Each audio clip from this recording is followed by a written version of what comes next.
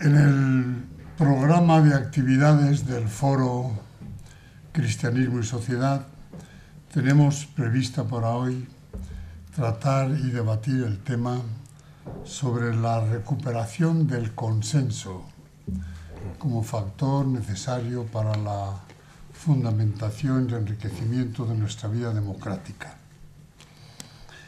Para exponer este tema tenemos con nosotros a don Óscar Alzaga.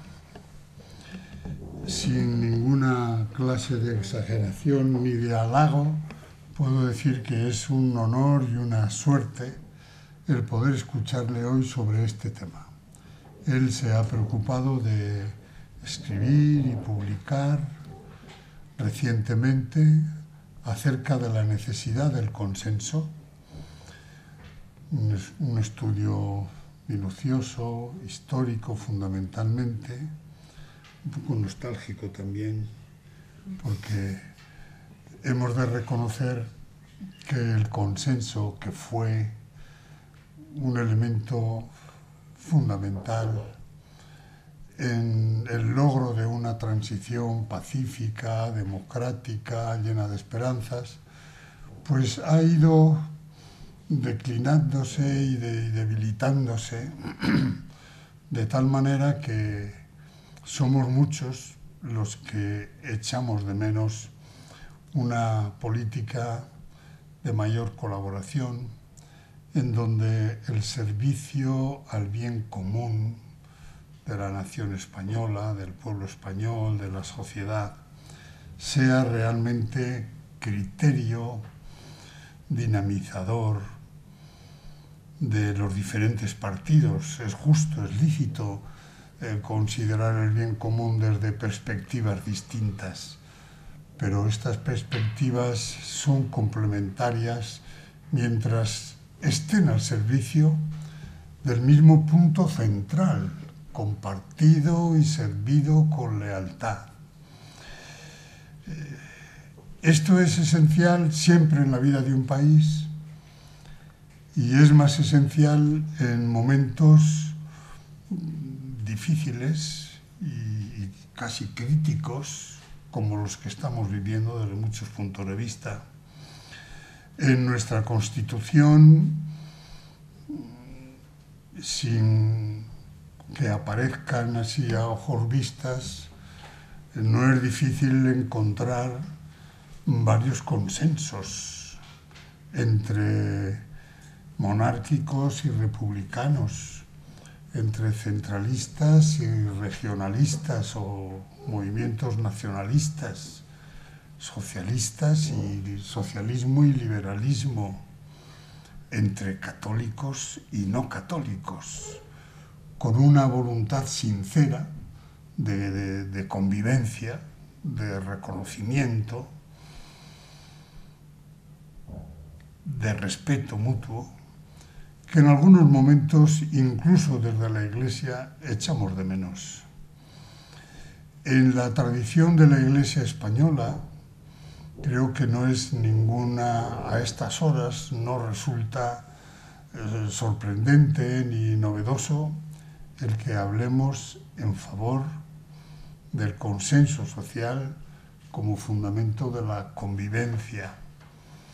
Lo hizo la Iglesia española, yo creo de manera, no sé si admirable, pero sí respetable, en los años de la transición, y nos sentimos obligados a insistir y renovar la importancia de este punto.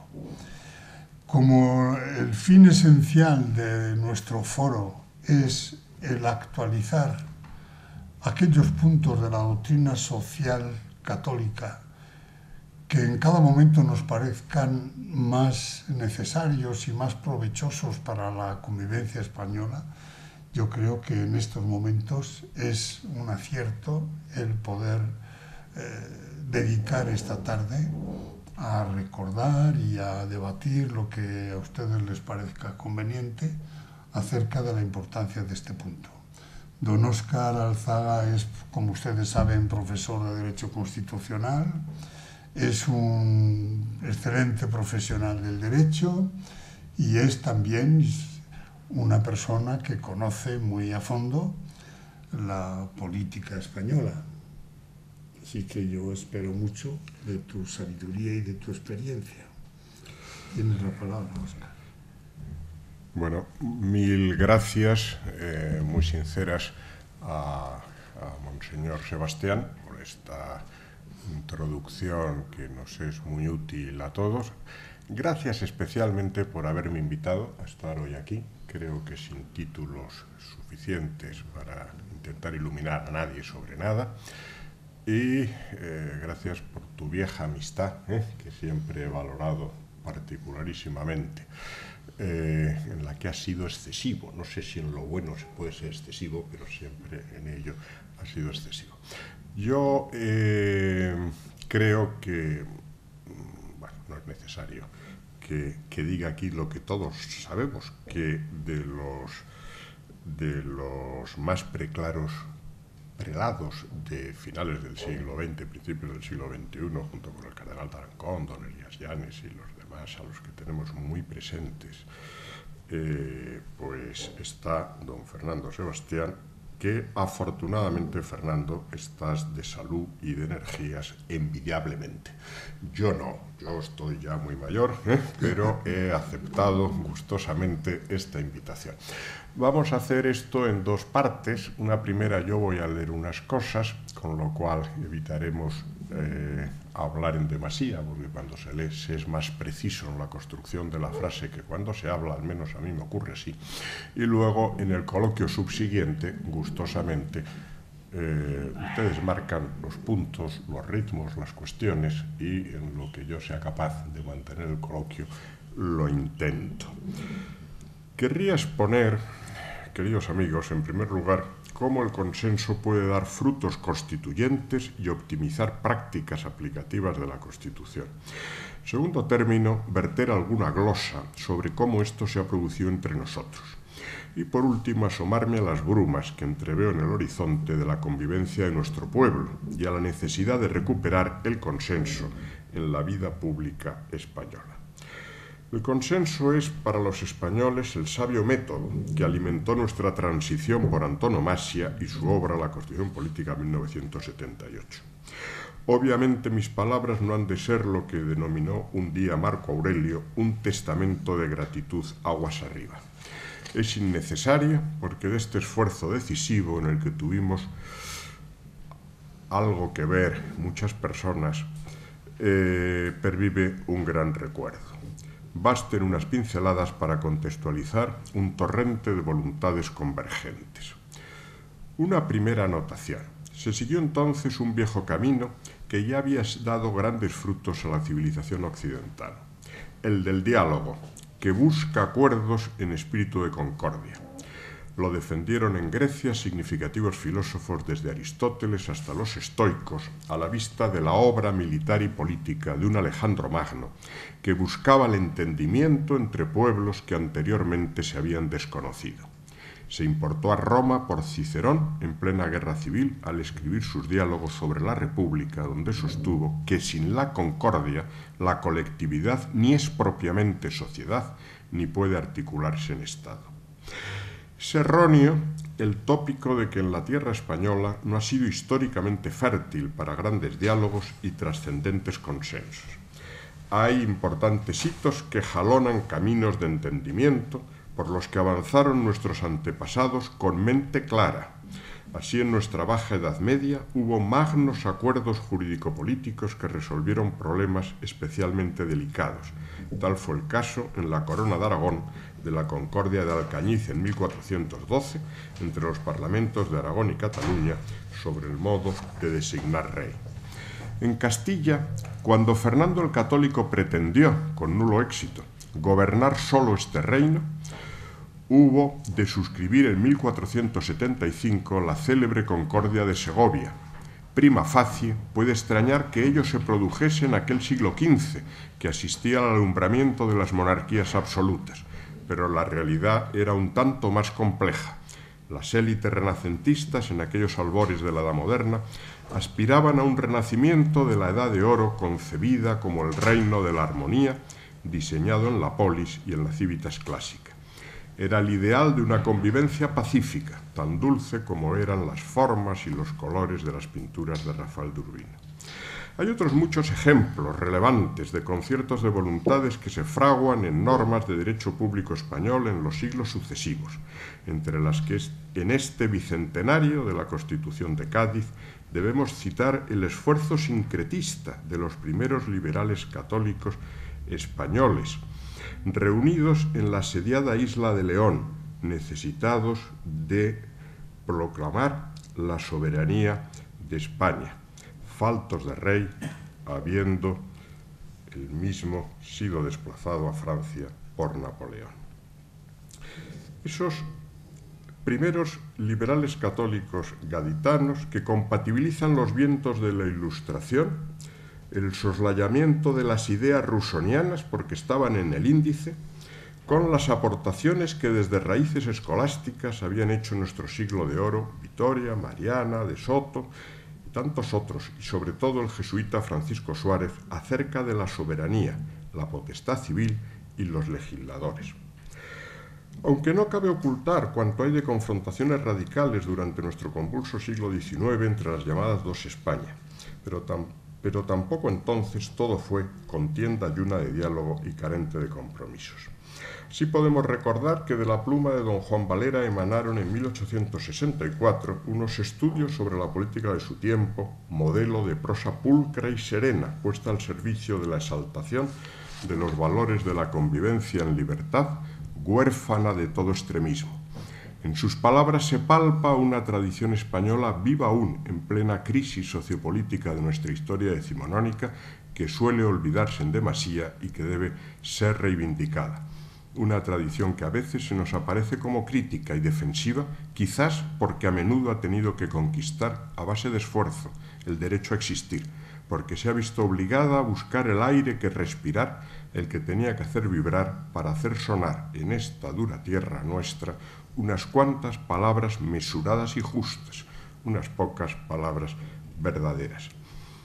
Ciertamente el estallido de la guerra civil y sus amargas consecuencias fueron una de las mayores catástrofes que ha sufrido uno de los grandes pueblos universales en su convivencia a lo largo de la historia. Pero al calor, entre otros, de tres fenómenos, a saber, el desapego social hacia el modelo autoritario de coexistencia, que no de convivencia stricto sensu. En segundo término, el hundimiento del modelo de economía autárquica, junto a la imprescindibilidad de ingresar en un mercado común europeo, lo que requería dotarse de un sistema político democrático. Y en tercer lugar, pero no menos importante, la convocatoria por el buen Papa Juan, el 25 de diciembre de 1961, del Concilio Vaticano II. Vivimos, con esos tres factores, una primavera de pretransición, rica en esfuerzos cívicos por facilitar el diálogo de todos los españoles. En aquella convocatoria, en la Constitución Humanae Salutis, Juan XXIII nos dijo, siguiendo la recomendación de Jesús cuando nos exhorta a distinguir claramente los signos de los tiempos, Mateo 16:3, nos creemos vislumbrar en medio de tantas tinieblas no pocos indicios que nos hacen concebir tiempos mejores para la Iglesia y la humanidad. Así muchos católicos que éramos jóvenes y otros que no lo eran tanto, quisimos contribuir con modestia, pero con todas nuestras fuerzas, al ayornamiento de la Iglesia y de la vida pública española. Los vientos del Vaticano II soplaron en forma sostenida y firme, pero no huracanada, llevándose por delante fósiles y anticuallas acartonadas que parecían cristianas, pero que quizá eran meras piezas útiles, sobre todo a mecanismos de alianza del poder terrenal con el altar. Con los papas Roncal y Montini, todos los españoles tenemos, como bien sabemos, contraída una deuda impagable. Lo que traigo a colación porque con razón Cervantes hizo decir al Quijote: Sancho, no hay mayor pecado que ser desagradecido. Permítaseme citar aquí unas palabras del editorial titulado Razón de Ser, con el que Joaquín Ruiz Jiménez abrió en octubre de 1963 el número 1 de la revista Cuadernos para el Diálogo. Decía así: solo 3 cualidades se exigen para lograr presencia activa en estas páginas: un mutuo respeto personal, una alerta sensibilidad para todos los valores que dan sentido y nobleza a la vida humana, y un común afán de construir un mundo más libre, más solidario y más justo. Para añadir, la previsión de la dificultad y hasta del riesgo no pueden ser frenos sino aguijón y estímulo para quienes aceptan serena y esforzadamente esta sugestiva empresa de transformar el silencio resentido, el monólogo narcisista o la polémica hiriente en alta y limpia comprensión de los hechos concretos y de las razones ajenas y en fecunda invención o ensayo de nuevas fórmulas de convivencia. Eran palabras impregnadas por parte de don Joaquín de amor cristiano y de respeto hacia los demás españoles, y sin duda iluminadas por la luz del Vaticano II. El proceso estuvo tan plagado de dificultades como impregnado de generosidad que hacía suyos los versos de Antonio Machado: tu verdad no, la verdad, vamos juntos a buscarla, la tuya, guárdatela.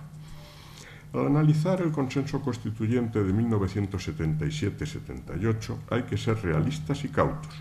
No son asumibles la mayoría de las teorizaciones posteriores sobre el mismo porque sus motivaciones no respondían a esquemas de seminario de ciencia política.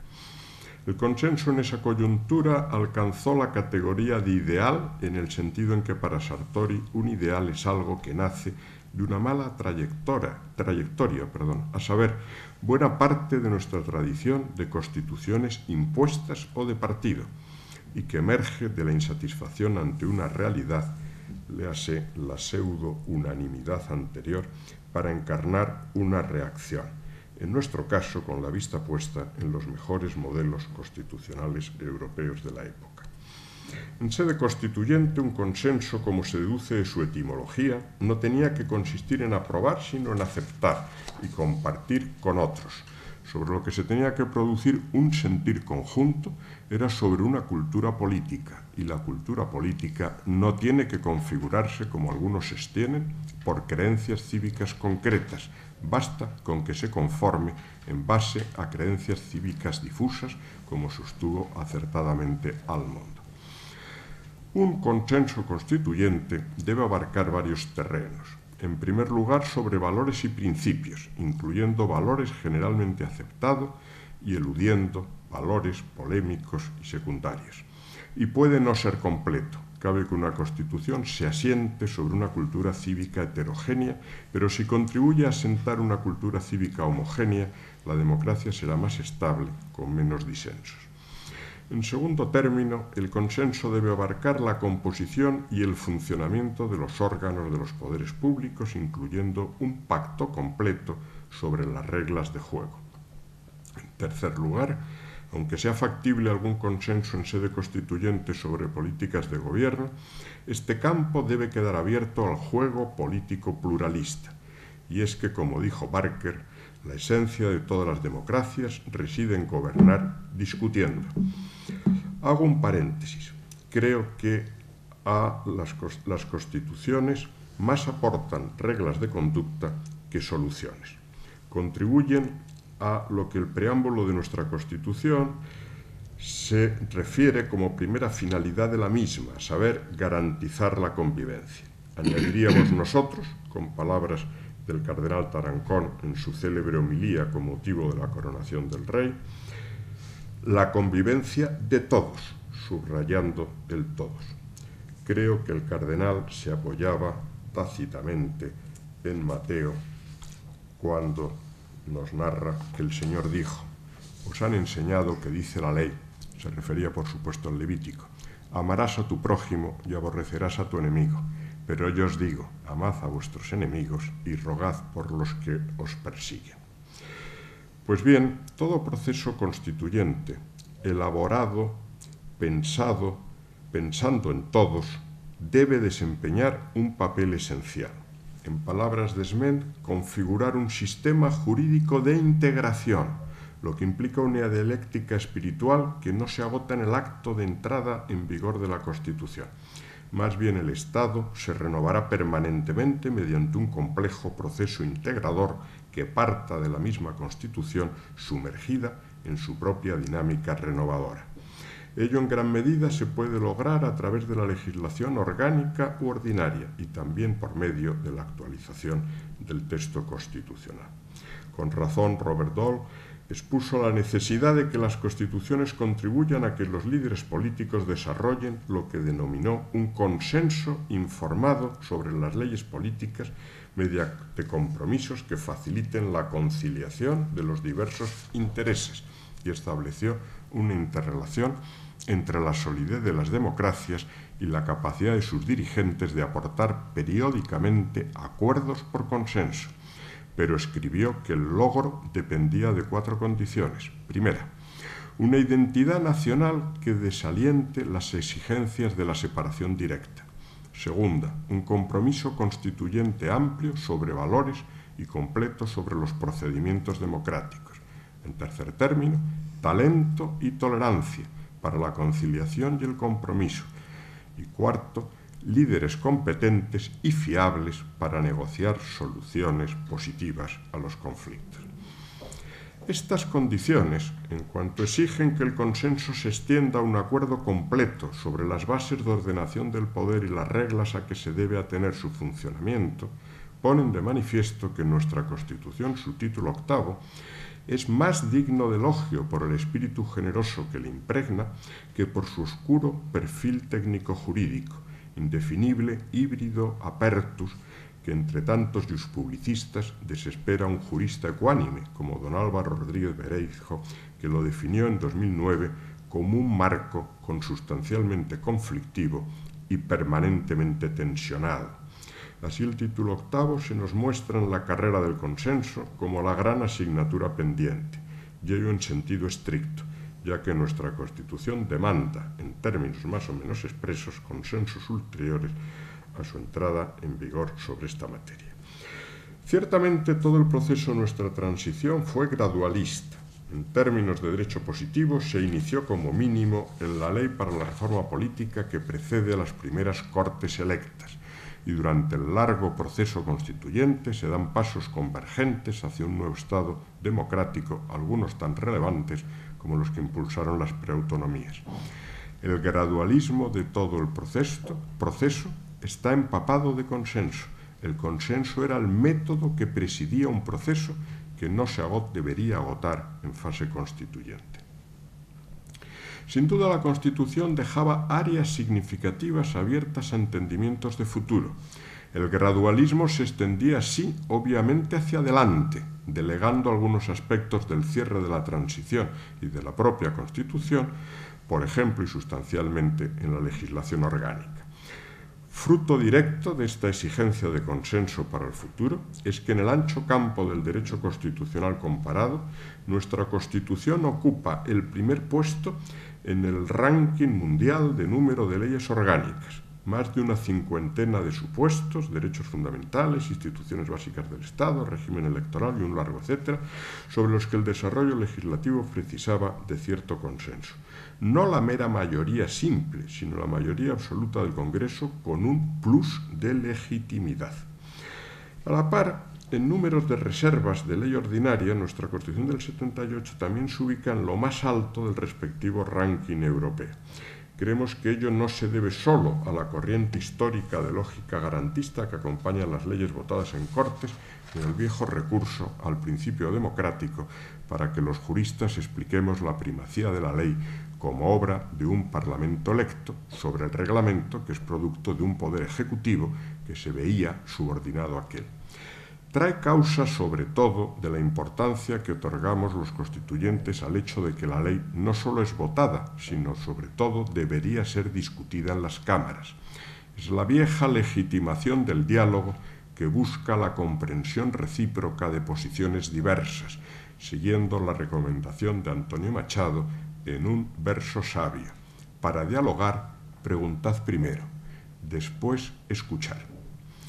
Si hay una sobredosis de reservas de ley en nuestra Constitución, es por trasunto de la filosofía del consenso.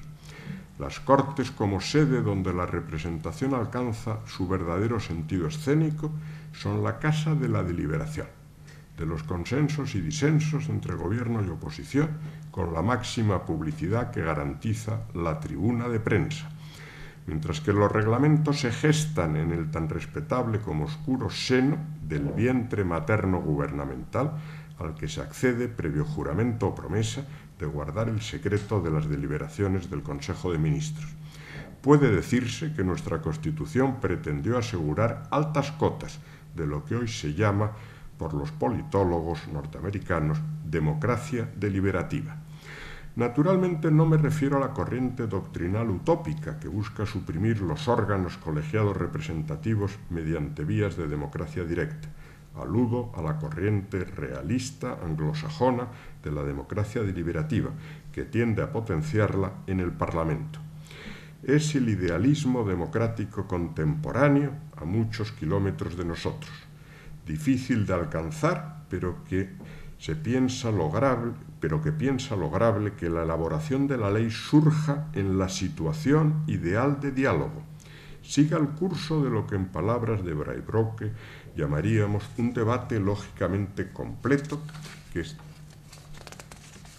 estaría en la práctica solo limitado por lo que Doll denomina el tiempo que permite la necesidad de decidir y culmine esencialmente por la fuerza del mejor argumento, como gustó en decir Habermas.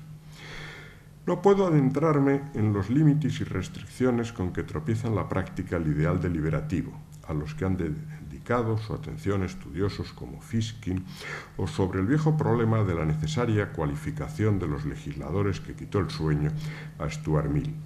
La sabiduría de los hombres a los que se confía el debate sobre la cosa pública recuerda la utopía platónica, pero es cuestión actual y su ausencia puede ser muy grave. Sin embargo, en nuestro tiempo, la vieja preocupación por el dominio de la palabra se ve desplazada por la primacía de la imagen y las técnicas de la puesta en escena de lo político. Como se ha dicho, asistimos a un cambio de la cultura política logocéntrica por una iconografía en que la estética de la presencia es decisiva.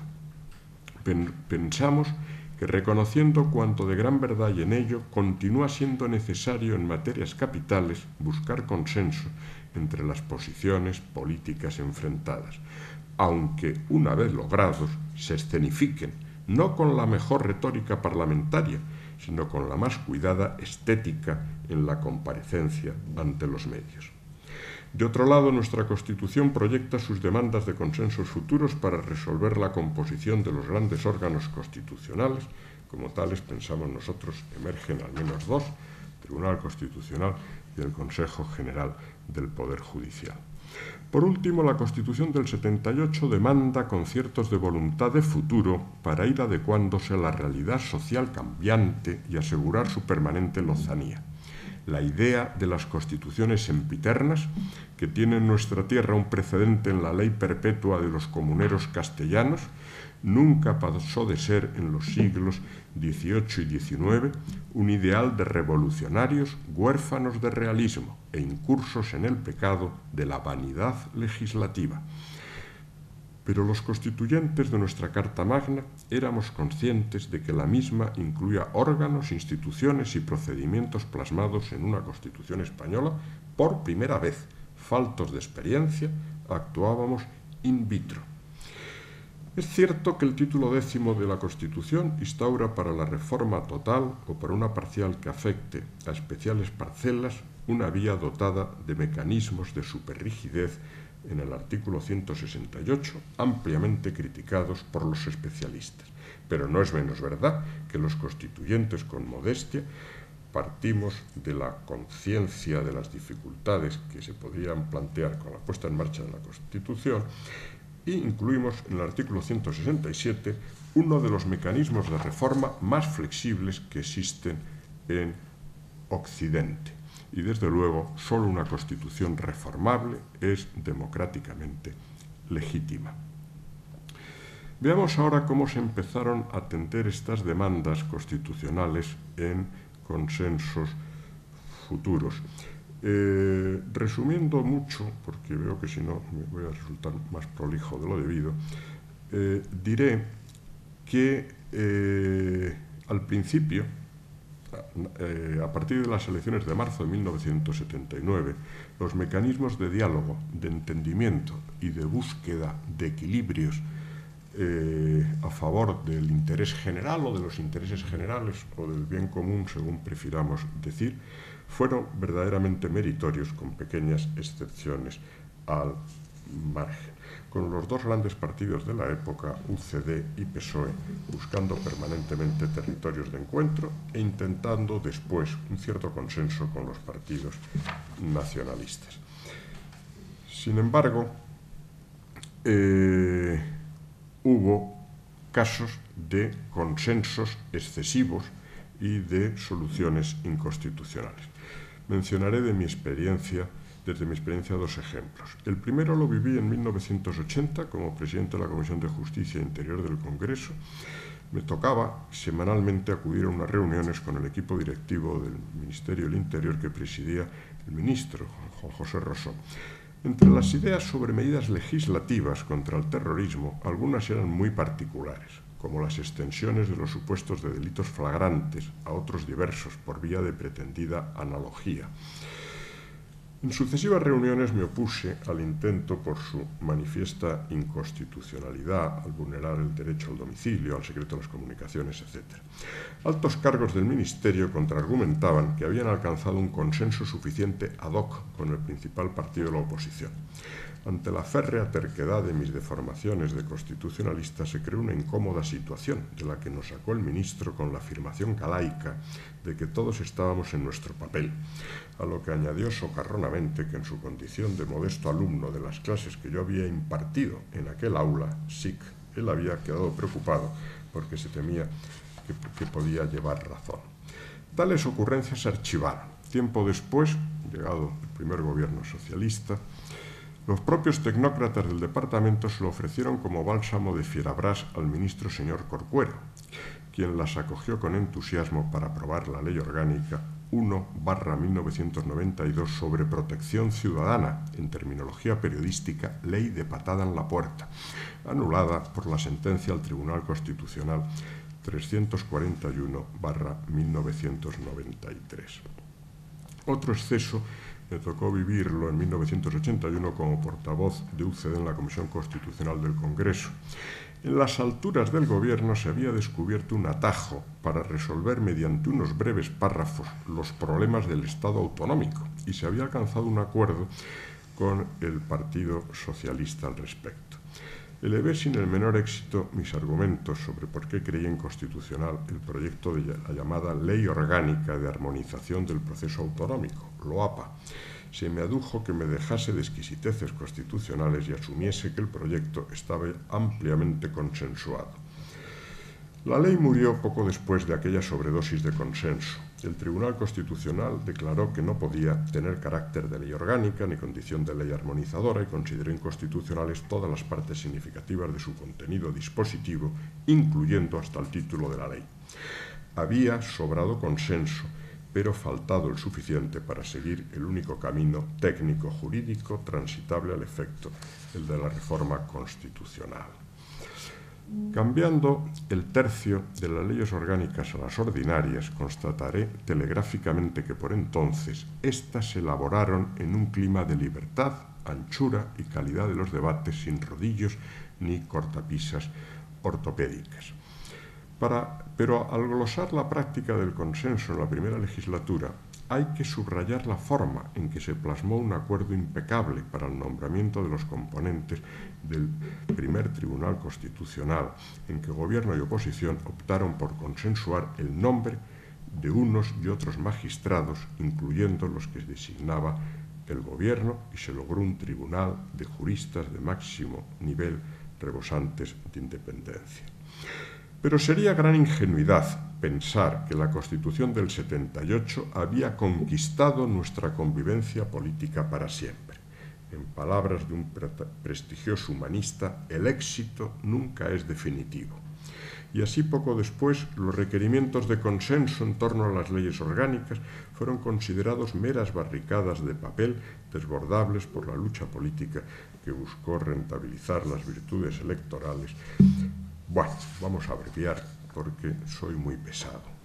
En los nombramientos de magistrados del Tribunal Constitucional y de los miembros del Consejo General del Poder Judicial, el consenso, como eje de las renovaciones, fue sustituido hace ya bastantes años, en gran medida, por la lotización, discutible, práctica viciosa, con precedentes en otros países de Europa, pero que en España hemos conseguido potenciar hasta cotas insuperables, que no se han conocido en ningún otro rincón de la geografía europea. Hoy la dificultad del nombramiento de miembros sustitutos preside la dinámica abierta por toda vacante y la prorrogatio ha perdido carácter de excepcionalidad y está todos los días presentes en nuestros medios de comunicación. A lo anterior preocupación añadamos las notorias dificultades que padecen nuestros hombres públicos para reformar una Constitución con más de 33 años de vigencia, más allá de 2 casos impulsados desde allende nuestras fronteras, y sin ser auténticos frutos de una reflexión sobre la mejora de nuestro marco de convivencia. El primero fue el puntual retoque de 1992 de 2 palabras del artículo 13 de nuestra primera ley por su obvia incompatibilidad con el artículo 8 del Tratado de Maastricht. Pero lo significativo de aquel momento radicó en que nuestra élite política decidió no abrir un debate sobre la pertinencia de adaptar nuestra Constitución a los progresos de la integración europea. En la mayor parte de los países de la Unión, con Alemania y Francia entonces al frente, se había abierto un ancho diálogo. Dios.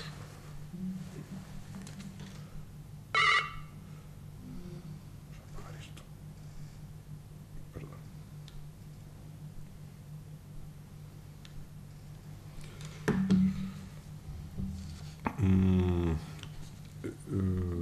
Decíamos que en Alemania y Francia se había abierto un ancho diálogo sobre la adaptación de las constituciones nacionales al nuevo marco europeo, por las transferencias de nuevas competencias a Bruselas y por la pérdida de competencias sobre la política monetaria y la desaparición de las monedas nacionales. Sin embargo, nosotros eludimos todo diálogo sobre esas cuestiones, quizá porque se había perdido la esperanza de engendrar nuevos consensos constitucionales. El segundo caso ha sido en este pasado verano de 2011, tras un grave encarecimiento de la deuda soberana española y sonar en Madrid llamadas telefónicas del Banco Central Europeo, Berlín, Bruselas y un largo etcétera. Se acometió una reforma de nuestro constitucionalismo económico para poner límite a los ayuntamientos y a las cámaras legislativas de las comunidades autónomas y de las Cortes Generales, en materia de déficit presupuestarios y de endeudamiento.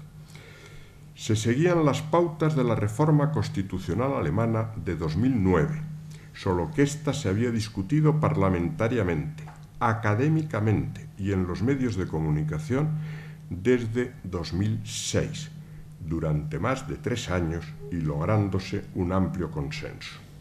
Nuestra reforma constitucional veraniega tuvo un calendario bien distinto. Antes de iniciarse, el presidente del gobierno, el presidente Zapatero, había anunciado ante el Congreso de los Diputados la fecha de las elecciones generales y, por tanto, se sabía la fecha de disolución de las cámaras. Ello, como luego comprendimos, había servido para establecer un límite de la vida de unas Cortes a las que ya se pensaba pedir un esfuerzo de reforma constitucional.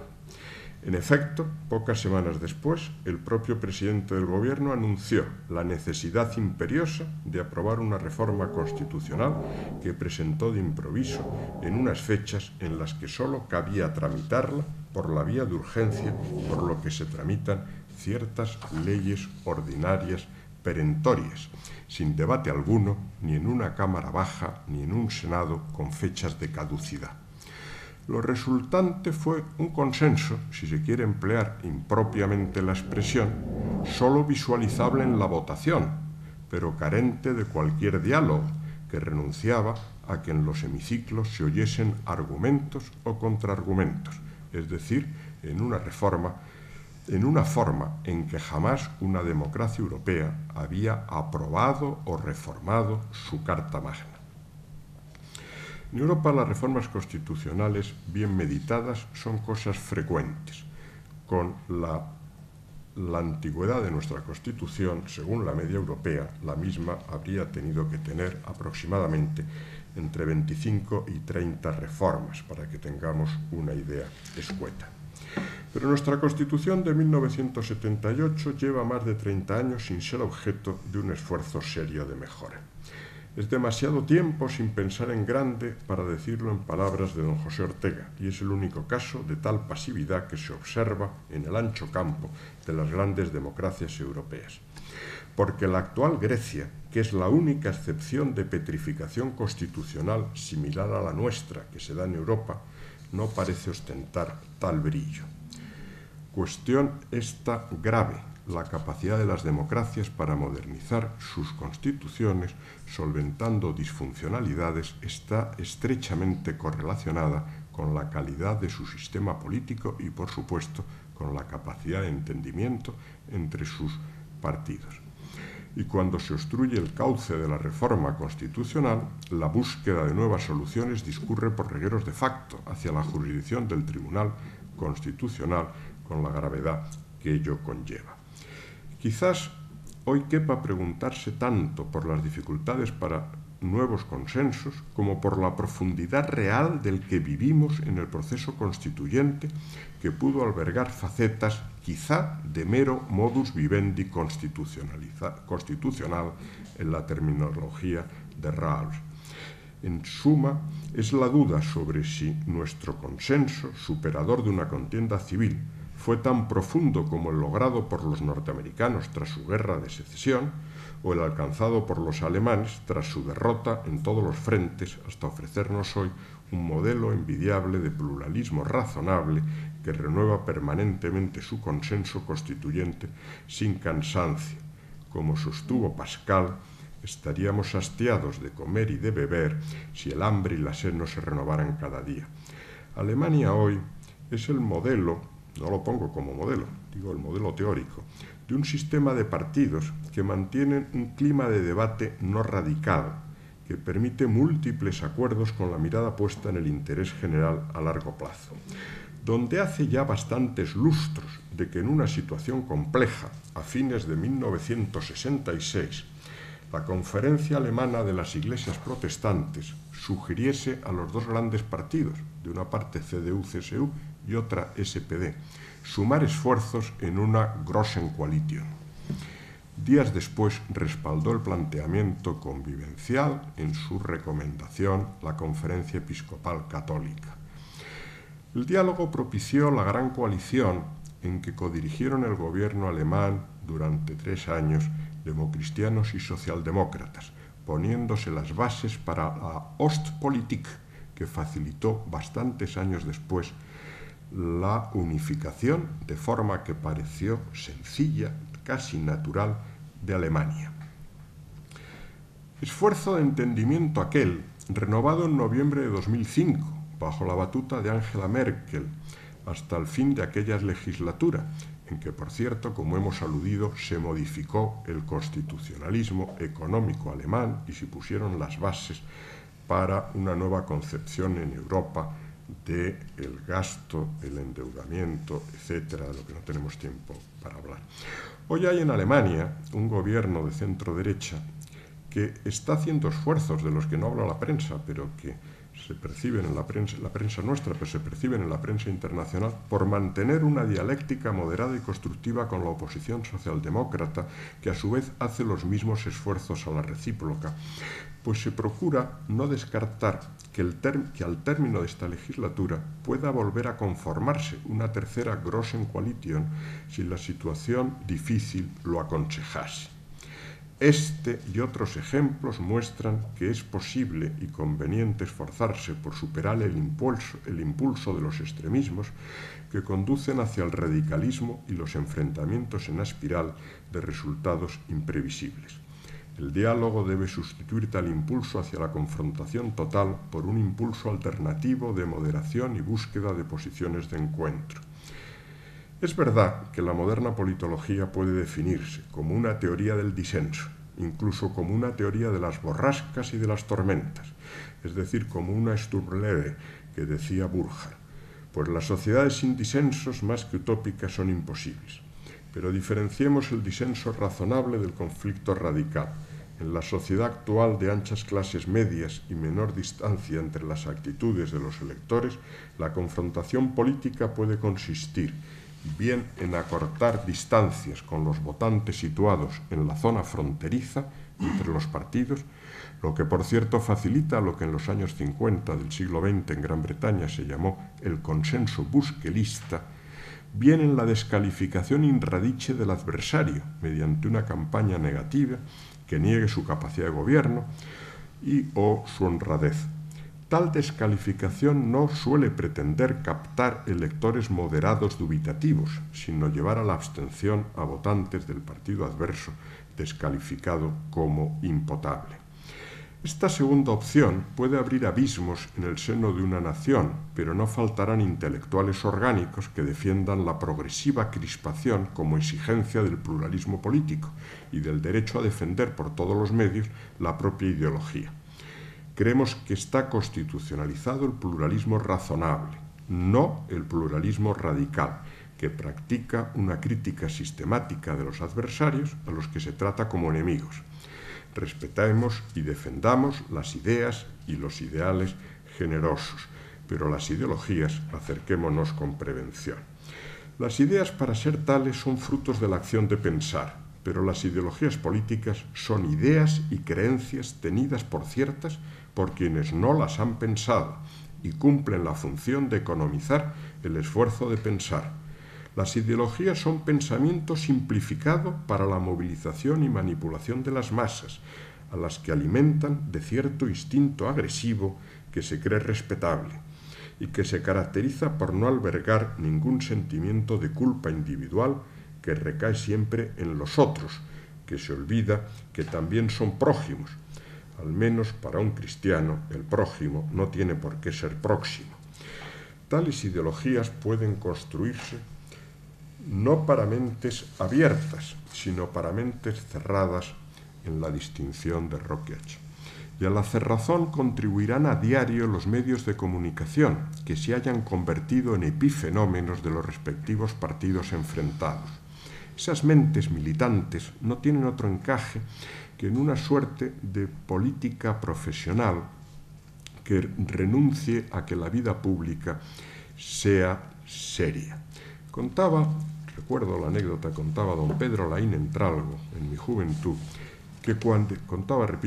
narraba que cuando a don Francisco Giner de los Ríos un discípulo le preguntó: «Maestro, ¿la vida es triste o alegre?», le respondió: «La vida, hijo, no es triste ni alegre, la vida es seria».